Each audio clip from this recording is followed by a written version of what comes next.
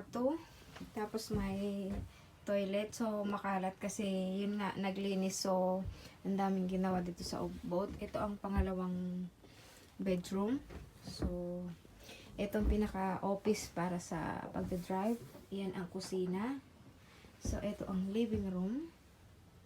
Yan. So, may mga TV. At,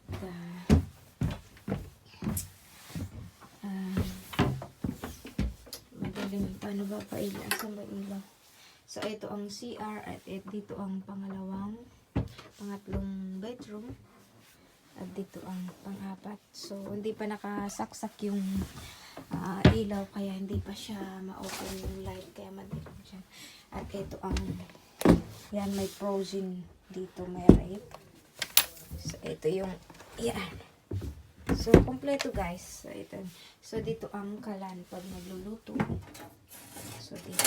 So, lahat ng mga cabinet na yan ay puno ng mga gamit. Lahat dito sa ilalim ay stakan ng mga food. So, next time na video vlog ko ay malinis na ito. So, malinisan na itong boat na to kasi maraming kalat. So, ito siya. So, ito na yung kung saan siya nakaparking dito. At ito yung mga kapitbahay na boat. Ito ay simpleng boat lang. Hindi siya ganun kalaki. Pero maganda siya guys. Kasi may 4 na bedroom. At may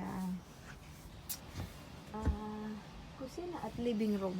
So, dalawa ang toilet niya guys. So, dito kami nakaparking ngayon.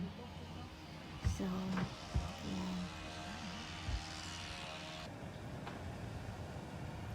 So, hindi maganda ang panahon ngayon.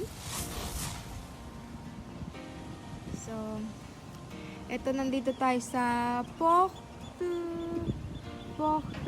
palabas. Parking ng mga boat. Mga selling boat. So, eto. So, nandun ang boat ng asawa ko. So, ang aga-aga.